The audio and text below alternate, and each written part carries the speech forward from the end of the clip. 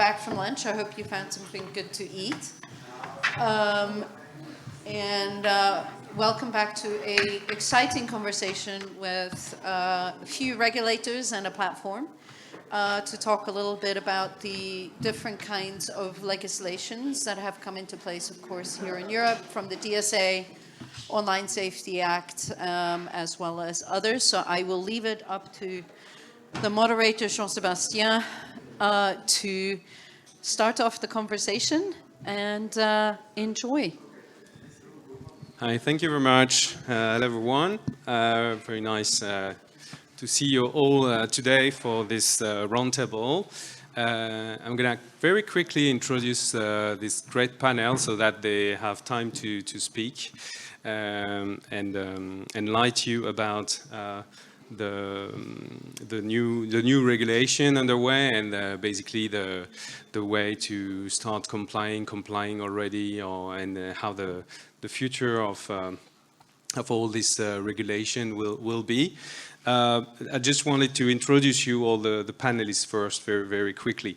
So we have Gina Omassi from Ofcom from the UK, International Policy Manager. Gina, you manage the regulators, the Ofcom international engagement on online safety, so which includes terrorism, child abuse, and all this kind of content. And you took the chair of the Global Online Safety Regulator Networks this year, quite recently. So we're very happy to have you today. Next, we have Arda Gerkens from Netherlands. Arda, you're the chairman of the board, chairwoman, sorry for that, at ATKM.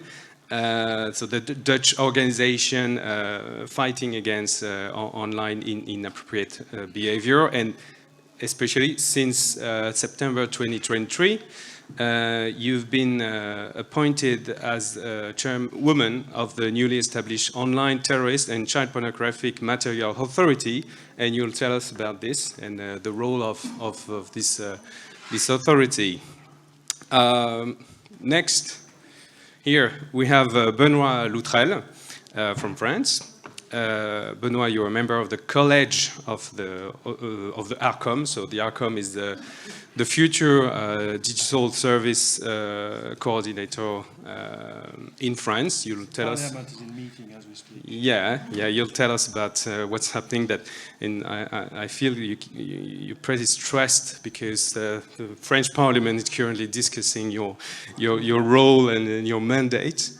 And we have Paul Bellini, One Platform, from MIM, actually, and you'll tell us a bit about MIM. You're a lawyer specialized in IP and IT.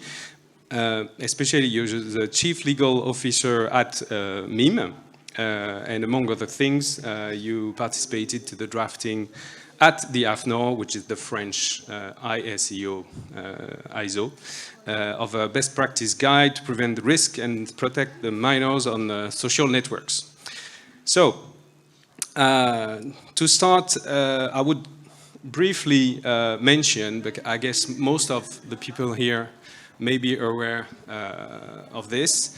I will briefly mention the fact that we do have in Europe a lot of new pieces of regulation, the purpose of which is to improve the situation on social networks, on platforms, let's say broadly speaking, with respect to illicit content, but also producible content. And obviously, because we have the DSA that came into effect recently for all the platforms, but also because in the UK we have the Online Safety Act that is kind of ramping up. There's all a process, and Gina will tell us about that.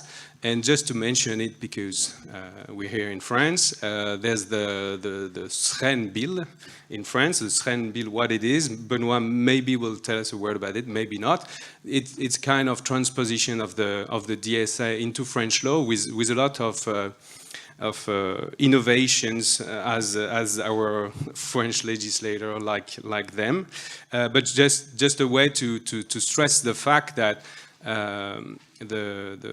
this issue of content regulation attract a lot of attention from the legislators, both at EU and national level.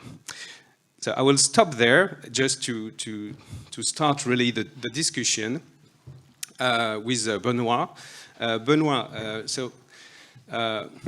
because I'm a lawyer and I've been working in nobody's perfect content platform regulation since 15 years, I couldn't help to notice that with the DSA there's a kind of very quick there's a willingness to very quickly implement this new draft, this new regulation, which is great, because the regulations are there to be implemented and not only to just to be discussed at the Parliament. I wanted to suggest that you could start this roundtable by sharing with us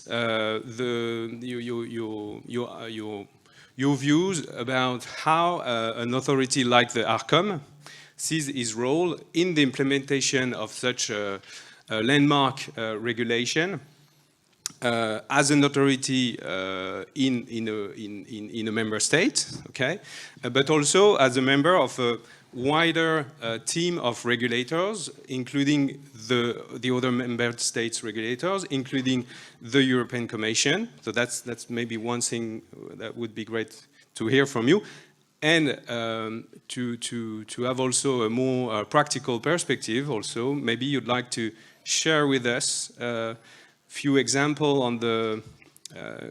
on the concrete impact of this regulation. For example, in light of the forthcoming European election, because one of the purposes of the DSA is to fight against misinformation, or in the perspective of the Olympic Games, which for sure will create some issues with respect to online content. Well, thank you very much. I'll try to answer the question in less than 5 minutes, and you'll have to regulate me if I fail. You have 7 minutes. But okay, 7 minutes. Still, tell me when we are. I've consumed 5 minutes. So, hi everybody. As was mentioned, I'm a board member of ARCOM, and ARCOM, as we speak, we're in the hand of our parliaments. As I used to say, we are the legitimate digital service coordinator, just like you can be a legitimate kid, but we don't have our birth certificate, because the government has proposed to appoint ARCOM as digital service coordinator. The upper house has voted in favor of that proposal, the lower house has voted in favor of that proposal, but they still have to reconcile the two versions of the law, which are voted in both assemblies, and the meeting between both the lower and the upper house of the French Parliament is taking place as we speak, and they have to simplify it in a way or finalize the law to make it also compliant with EU laws, because the Commission had the feeling that maybe they have been adding too many ideas in a way which to some extent may contradict EU laws. But it really gets back to what is the DSA and what is the role of digital service coordinator. The DSA is really a new generation of regulatory framework fit for the digital era, where you have to recognize that the digital economy is global, so you have to work at EU level, but the damages to what I would call the informational space are locals, so take place in member states in the EU. So you have to work both at the EU level and at member state level. And you have this strange word we are called digital service coordinator. Why coordinator? Usually a regulator is an authority, the Commission, maybe a high authority. Why coordinator? And it's really interesting because it explains what is the idea of the DSA. If you get back to the origin, the political mandate of the government across the EU was basically saying we are facing and we are going to face more and more informational crisis, explosion of hate speech, endangering of young people, foreign interference. And governments were not sure that the platform, whether they were part of the solution or part of the issue. So the request was design a framework that will make sure that platforms are part of the solution. So what the DSA is delivering is a greater accountability of platforms, basically. Then the question is, how do you use this accountability to fix specific issue? And that's the role of coordinator, saying, okay, there is this huge tool, which is the DSA, and we are reaching out to people in member states, both in government, in the civil society, in the academic world, in the media world, to get them to get the benefit of the DSA. So in a way, that's in that sense that we are coordinator. And at this point, if you want to make it very clear, the best thing, I guess, is to give examples. One is the EU election, the other one is the Olympic Games. For the EU election, we are all facing the same risk in a way of having foreign interference. We all know that we will have difficulties with deepfakes, with the explosion of generative AI.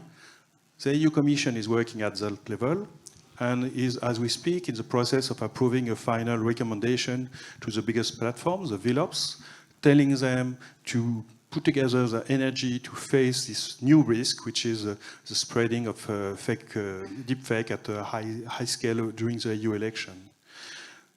It's more useful to have them do that at EU level to benefit of everybody. Still, the election will take place in each member state, and we have different electoral law. In France, we are strange people. By law, on the Friday night before the election taking place on Sunday, we have a cooling period where you are no longer allowed to campaign if you are a political campaign. If you are media, you are no longer allowed to report on the political debate. It means that during 2 days, from the Friday night until to the Sunday night, on social networks, you are no longer also authorized. You have a fact of campaigning is illegal on a transitory basis. It's our task to reach out to all the VLOPs saying, okay, these are the specific legal context of the French laws, and yes, you are expected to allow that. We expect you to brief your special task force on EU election monitoring to make sure that they recognize that you have a temporary illegality in France. More generally, we realize that when you operate an election, you have to, it's a huge, complete environment where you have to establish link between the platform. Where are the entry points? Do political authorities who are organizing the election, are they aware of how they can reach out very quickly to all the platforms? The campaign directors of all the EU campaigns, do they have the same kind of knowledge? Because we know that we are both facing maybe threat from the East, Russian speaking, but we are also facing just the fact that you can have a wrong decision for moderation. We saw it during our last presidential election, a platform starting with Next, mistakenly closed down 10 accounts from a very visible candidate. It was just an algorithm that was not, had the wrong parameters. It immediately became a political event because this political campaign showed that they were being shut down on the order of the government, or at least the story they started giving on the internet. We could get the information very quickly through various networks, from academics, from the government, from some media telling us something is taking place. And we had the capacity to reach out quickly to X, to tell them, please sort out whatever you have been screwing up, and make it public, transparency, to be sure that it became a non-event. And it's also part of the issue. We need to make sure that the thing is operating correctly. So that's the main task we have. Just making sure that everybody knows who is in charge of what, and that the information will be flowing correctly if we have to face an unprecedented event. We did the same thing to prepare the Olympic Games. It will take place in Paris. You still have time to find a hotel room. And it's interesting. I'm renting my flat. Oh, see? And it's interesting because we had all the big platforms in the room, more than 10 bodies of the government dealing with specific issues. Some, for example, the authorities on games who were afraid that we'll have people trying to scam the sportive games during the Olympic Games, and trusted flaggers focusing especially on protecting the competitors. And we also had the civil society.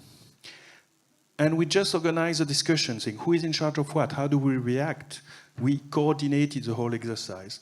And we realized that the vocabulary that was used was the vocabulary of the DSA, meaning that platforms were discussing risk by risk, what risks have been identified, what was the remedy plan, how we could activate it. So by playing this coordinating role, we create value, and we allow the whole society to be part of the solution. So that's what DSA is about. It's empowering everybody to be in a position to face all the difficulties we will face in the digital world. Which leads me to my last word, and I will Thank you. give you back the floor, is how do we define the success of the DSA? Sounds stupid. It's not that stupid in a way. Some people were saying success of the DSA is putting huge fines to the big platform. I'm not sure it's success because it's sectoral regulation. Normally what you deliver is compliance. At the end of the day, if you have fines, it means that you don't have compliance. Success will be failing if we have that. This is not competition law. Other people are saying hate speech will be over. We won't have any online harassment anymore. I suspect no law can do such a thing. Hate is part of our societies. Harassment is as old as the world. So the success of the DSA for us is that we feel empowered to face those crises. Looking backwards, we felt powerless when we were dealing with those bursts of hate speech. With the DSA, we know how we are going to fight those things and take back the control of our informational space in a democratic way. Thanks, Benoit. Thank you. Very interesting to hear about the success measurement criteria, and also about the notion of coordinators. I guess everyone understood this idea to talk with all the stakeholders, to evangelize about the DSA, to promote compliance. Gina, actually, on the other side of the channel, there's the Online Safety Act keeping you busy. And actually, is this approach of coordinating something that is similar to the one that the Ofcom is driving or not? You can maybe tell us a little bit about this, and more broadly, maybe you could stress the differences and similarities between DSA and your own local legislation. Thanks. Thank you. So hello, everyone. If you don't know who we are, Ofcom is the UK's communications regulator and new online safety regulator under the UK's Online Safety Act, which passed at the end of last year, finally, after many, many years of debate in the UK Parliament. And what we like to say at Ofcom is that the Online Safety Act and the Digital Services Act are regulatory cousins. They share a lot of the same foundations. They both place a greater responsibility on platforms to be accountable to their user safety. They share important levers like risk assessment and transparency. Importantly, I think, Benoit, you were talking about measures of success. We share the same measures of success that we want to see change to the systems and processes that platforms have in place rather than issuing fines and not getting anywhere. And so ultimately what they do, the language we use in the UK is they put in place a duty of care on platforms to keep their users safe. And that means that the platforms and services that users in the UK, but also in Europe, use share responsibility for their safety online. And I think that before talking about the differences, I think it's important to note that I've heard a few times today already that what's going to be important in this international sphere where there's regulatory fragmentation is some kind of alignment. And I think we see the places where we are going to be able to develop coherent approaches and align to be these big regulatory tools like risk assessment, like transparency, like audit, et cetera. And that's not just the case for the UK and Europe, but the rest of the world. You heard Mishilo this morning speak about the Global Online Safety Regulators Network, which Ofcom has the pleasure of chairing this year. And I think that the goal of that network over time will be to develop coherent approaches. Benoit's nodding as a recent joinee of the network as well. On to differences. So there are differences in the between the Online Safety Act and the Digital Services Act. And there are a lot of minute differences that I won't talk to you about in my short time with you right now, but always happy to discuss. But the big differences are places, for example, around the obligations that the Online Safety Act and the Digital Services Act place on platforms. And a really key way that the obligations differ is that the Digital Services Act has this concept of systemic risk. So as Benoit discussed, risks to democratic processes, to public health. The Online Safety Act thinks about risk in a different way. The Online Safety Act in the UK thinks about risk in terms of individual risk, risk to a user, risk of grooming to children, risk of intimate image abuse, risk of incitement to violence online. Now, these are big differences in how we think about risk, but in practice, likely the kinds of risk assessments that platforms are going to have to complete and the types of mitigations we call in the UK measures, safety measures platforms are going to have to put in place to mitigate against those risks that arise in their risk assessments will look very similar across the channel. There'll be things like content moderation, properly resourced trust and safety teams, governance approaches where online safety is taken into account at the highest levels of an organization, etc. The other place besides obligations where we differ is our approach to implementation. So as Jean-Sébastien already said, the DSA kind of came out swinging, is already in force. The Online Safety Act takes a gradual ramp-up approach to the duties. So we've started with the first tranche, which is around what we call illegal harms. That is, the whole gamut of illegal offenses in the Online Safety Act, things like terrorism, CSAM, CSEA more broadly, but also fraud, there's new offenses around intimate image abuse, etc. And Ofcom has already published a huge amount of regulatory guidance in November, and that first set of duties on platforms we expect to come into place at the end of this year. We then move on to the protection of children more broadly from legal but harmful content and harms, so things like suicide and self-harm content, eating disorder content, pornography, and we'll be publishing guidance on that in May.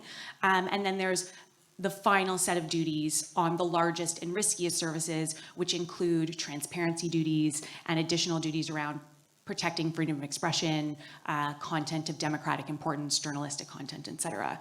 But the major difference I think that's worth mentioning is that Ofcom is the implementing body of the Online Safety Act in the UK. So unlike in Europe, where there is kind of a tag team of digital service coordinators, the Commission, trusted flaggers who are mentioned in the legislation, Ofcom is kind of the only game in town here. However, we do have a coordinating role, and we work incredibly closely with existing infrastructure, hotlines, and civil society who've been in this space for a while, law enforcement, government, et cetera. But ultimately, the buck stops with Ofcom. Ofcom is mentioned more than 1,000 times in the text of the Online Safety Act, and many of those references are requests for Ofcom to further elaborate duties or to develop detailed regulatory guidance. And so that means that we have a challenge. We have a challenge both in setting expectations. It's going to be a long time, likely the beginning of 2026, before all the duties of the Online Safety Act in the UK are in place. And so the UK public is going to have to wait to see change. We hope not too long, but is going to have to wait. But also, as any of you who've read our first few publications of regulatory guidance will know, the Online Safety Act is one of the most complex pieces of legislation in the UK. My public policy colleagues at Ofcom tell me it's the most amended bill in UK history. And so it means that what we have to publish is very complex, and so the length of the documents that we publish and the ways that we have to put this regulatory guidance out is complex. And so we're always open to feedback on how we can better communicate, but we are front-loading our guidance, and that means that we hope that platforms and services in scope will have more regulatory scrutiny, but it also means that we won't come out as quickly as our European colleagues will, and we're looking very closely to see what they're doing to learn from them. Thanks a lot, Gina. And I will remember this point about the role of the outcome to draft these new pieces of guidance, which is also something that is expected from the EU Commission and the DSC for certain aspects of the DSA. Now we'll come to ARDA. In the Netherlands, there will be a digital service coordinator to be appointed, but it's not the ATKM. So you will explain why, maybe. Obviously, DSA is a horizontal approach regulation, while the ATKA, and maybe that's the beginning of the answer, is focused on two specific type of contents, which are the terrorist contents and CSAM contents. So starting from there, Arda, just can you let us know about the approach you have? Is this the same? Is it similar to the one of Ofcom or ARCOM that have a rather broad scope? Or because of the specificity of your jurisdiction, do you need to have another one? Yes, thank you very much. And first of all, I don't know if there are any platform or HSPs are in the room, but let me first apologize for all this different legislation going on in Europe and all these countries, because and these are only a few of them. There's so many upcoming to you, so it must be really hard to do so. Yes, so my organization was actually established, or the idea came to be when we found, I think many of you know that the Netherlands has a huge problem with child sex abuse material. And we found that the criminal law wasn't really effective on that, because you would have to go to a judge to get a court order on every single image if somebody wasn't taking down voluntarily.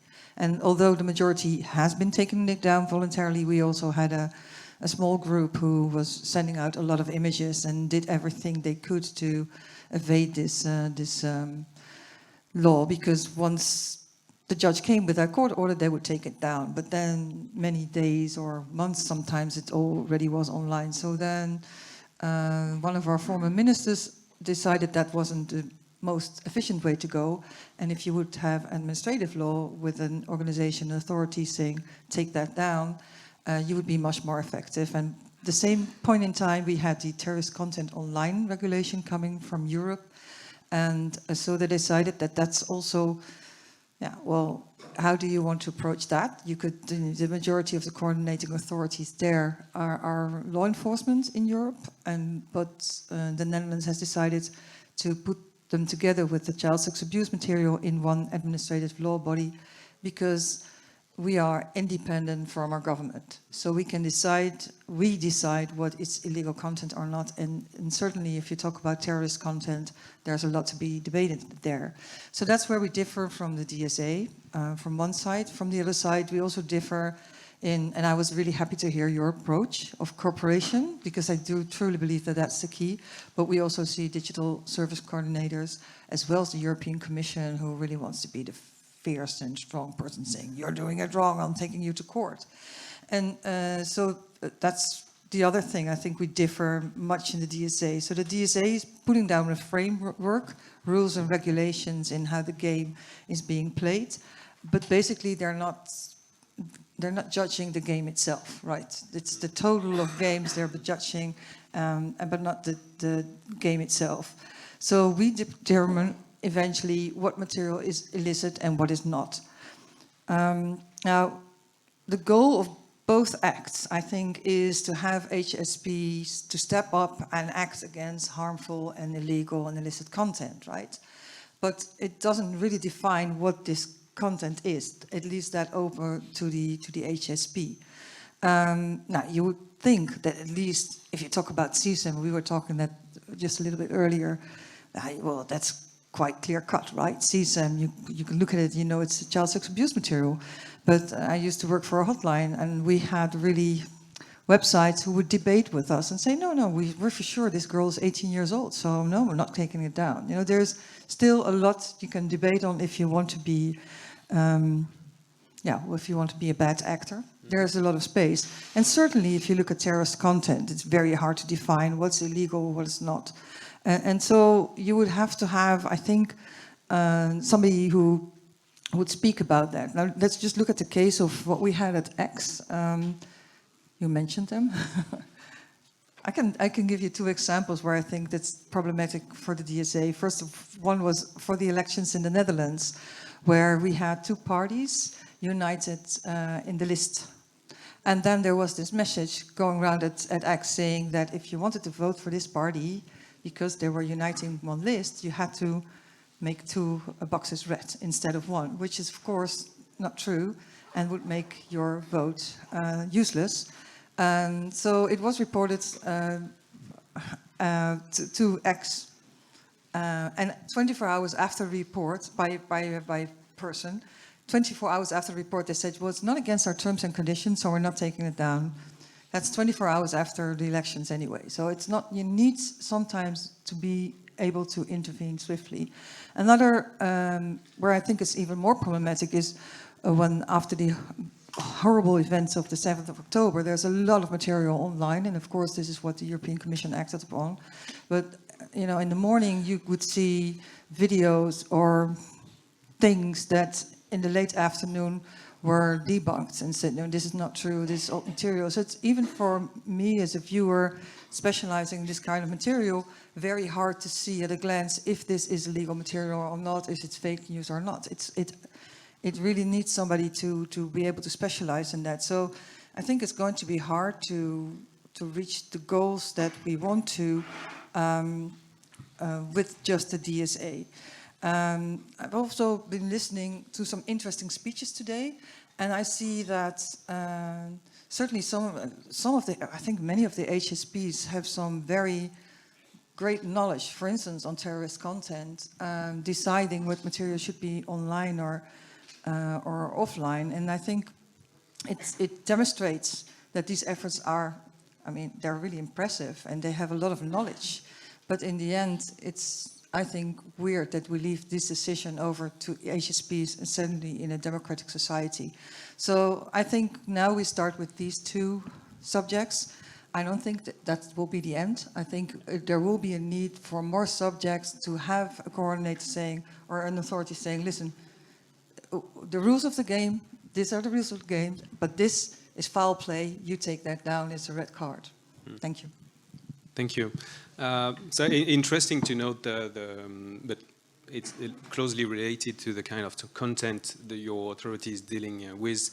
To note the fact that your authority is deciding upon the legality or not of content, which is very different with respect to the implementation of the DSA with by Ofcom or Arcom, but which will also be different from the approach that your Netherlands DSC will have most probably, because under DSA the point is not to decide, the point is to address systematic risk. You explained that very well, but in Netherlands you have this authority, administrative authority, deciding upon the legality of content, and obviously you have the jurisdictional authority also as in every member state.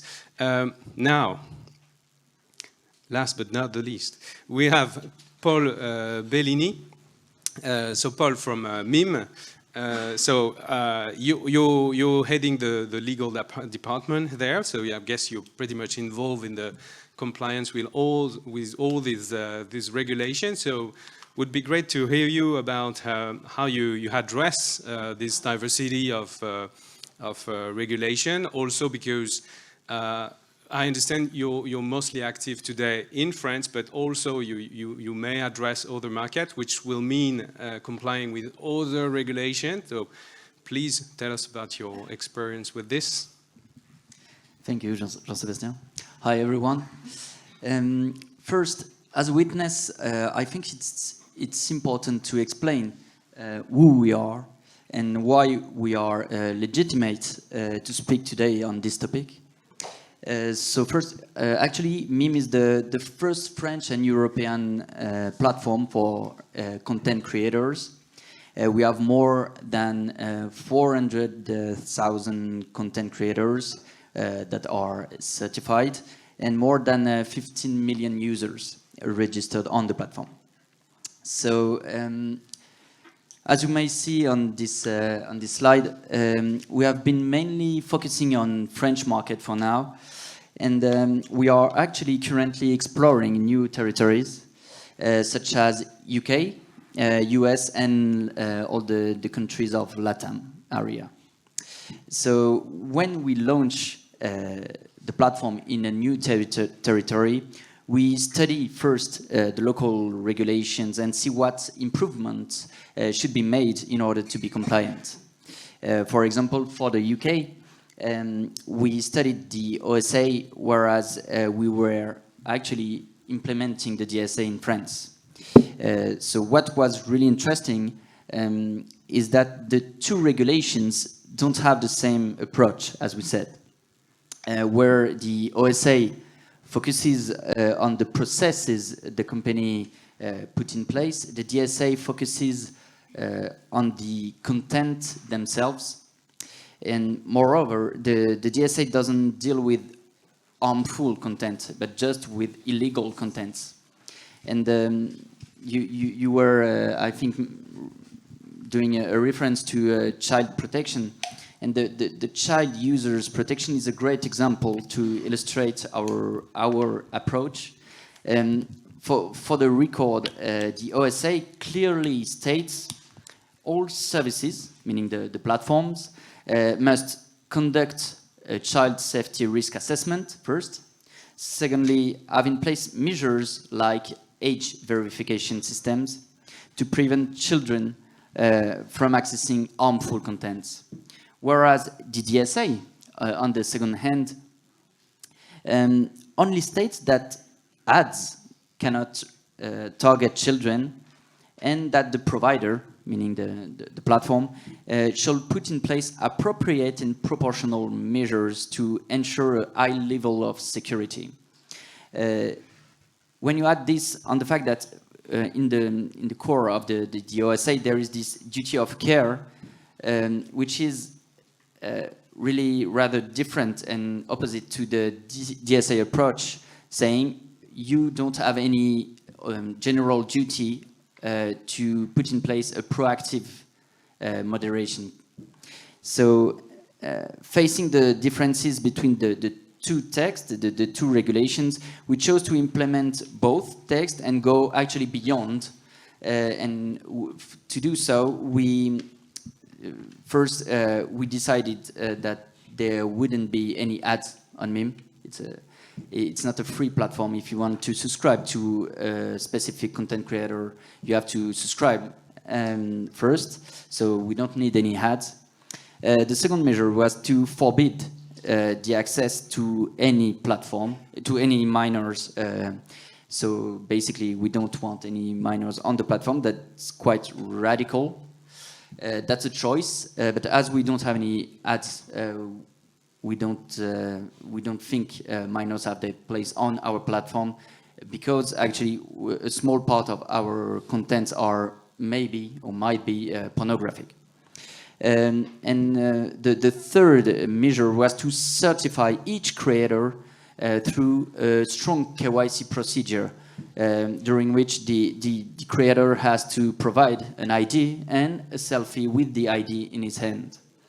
And finally, to prevent users from harmful content, like pornographic ones, we chose to first implement an age verification solution. Actually, we implemented it in 2021, which was quite early in France. And we also chose to implement proactive moderation tools, such as IVE, in order to prevent and to forbid any harmful contents. Then to answer and to put it in a nutshell, I would say that we are lucky enough, because as a French platform focusing on market like UK. When you comply with the DSA or the OSA, you have this chance that you have strong chances to comply everywhere else. For example, we are launching new markets such as countries in LATAM. We are quite confident about the fact that as we are complying with the OSA or the DSA, we will be compliant there as well. So I think we would say, first we would need to go beyond the law and their differences, and then we should think that we are lucky enough to have strong regulations right now. Thanks a lot, Paul. It's great because you're going to have 5 minutes to take your questions, so just think about it. Is there any question just that come to your mind? Over there. No, yeah. I don't see very well, actually. So anyway, I do have a question, so the next one is for you. Very interesting point to see this strong regulation as kind of a competitive advantage when the platforms will address territories outside Europe. Which leads me to a question. About 10 years ago in Europe, we had another landmark regulation, the GDPR, which had rather a strong impact on how personal data are today managed all across the globe. I'm interested to hear you all, actually, the platforms and the regulators, about whether you think that the DSA will have an impact outside the borders of the EU. Someone want to have a chance on this? Well, I guess at first we do keep, when the DSA was crafted, I mean, by the Commission, and then when it was negotiated, everybody had in mind that platforms are global and that the objective is not to oppose to the economics of the global of platforms. So it was thought as being we have the same ingredients in the UK model and the EU model. Duty of care, strong requirement for transparency, and we try not to be too specific, to let the platform come back with solutions and have the same solution for different regions and have different jurisdiction to demonstrate they are accountable. But to answer your question, we are already seeing that this approach is inspiring people. In Brazil, as we are discussing, they are crafting the scheme, and the idea of working with systemic risk approach is also has a lot of momentum, and we expect that we'll see. But I've also participated in seminars in the US where I quote participants. It was under Chatham House rules, so we will not give the name, but experienced participants in the US were saying, just like 20 years ago, California was voting very strict environmental laws that would impose themselves to the automotive industry, and that the automotive industry was pushing at federal level, saying since they had to comply with the California law because it was a huge market, and then the industry was pushing to have the same standard at federal level. They were saying that they expect that the industry, the VLOPs, will push for the EU models to apply everywhere, because the EU model is strict, and since they are going to comply with it, they are becoming our ambassador to spread this model. They will have better AOI, I guess. 10 years ago, I was at the Internet Governance Forum. I don't know if you know that. It's a very, And I remember sitting down in a national group, and somebody said, did anybody just understood what happened with this GDPR law?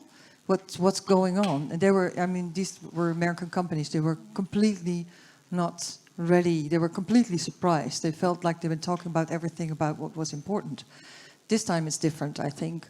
Because I think all over the world we're struggling with what's happening online and the impact it has on our society. And indeed in Brazil, but also in the United States, in Australia, there are many continents where we're trying to regulate it. So it will have an impact.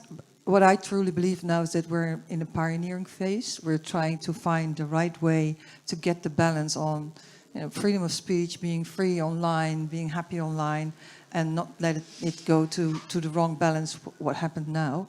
And I don't think the landscape as it looks now will be the same in 10 years' time.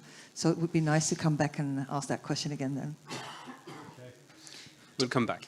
Just in addition to what you've both said, which I agree with, I think the other kind of piece of the puzzle that sometimes is missing in jurisdictions looking at the DSA or the Online Safety Act is an independent regulator. As you noted before, really the European regulatory tradition of having regulators who are fully independent is not the same around the world, and it's part of the reason that we think that the Online Safety Act and the DSA might be successful is because as independent regulators, we can provide regulatory certainty to the regulated services that when a government changes, the winds won't change for us as well. And that doesn't exist in every jurisdiction. And so I think the trouble that we'll start to see, I think in the global north, will be that countries who don't have this independent regulatory tradition will start to try and bring on board these regulations and struggle. And I think in the global south, we're seeing continued take-up of content takedown regimes rather than a systems and processes style regime without a regulator like ATKM who's independent and politically unaffiliated and making content decisions that are evidence-based. So I think that though, there's direction of travel. Brazil, Canada's new Online Harms Act that was introduced a few weeks ago, there is a direction of travel for this risk-based systems and processes regulation, but at the same time, there's this other direction of travel for kind of content-focused takedown regulatory regimes, which are just more and more increasing. And so I don't think we're yet there that the DSA or the Online Safety Act are a global model. Okay, thanks. And to finish, maybe I'd like to give the final word, or not, but to Paul, at least to ask a last question, because as a representative of the platforms, which have a huge responsibility, as it's been noted. I guess you agree with the point we previously mentioned, the need for guidance, clarification, this kind of thing.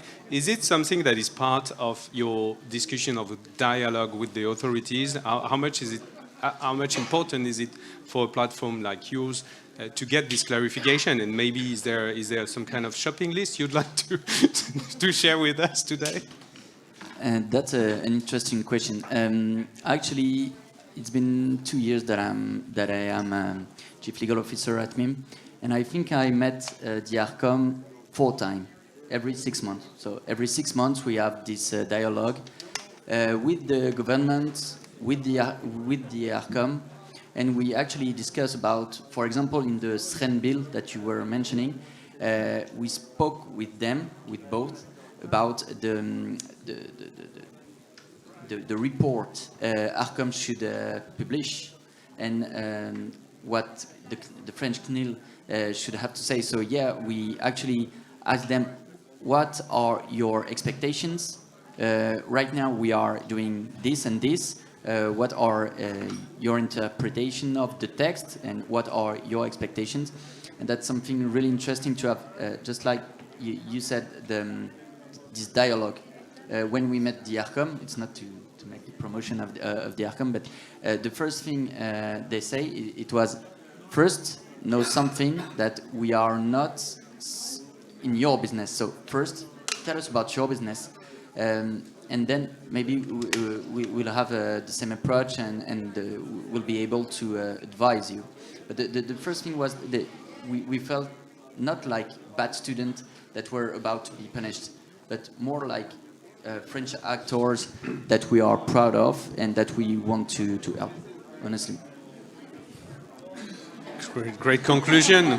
That's the first meeting. Wait for the second meeting.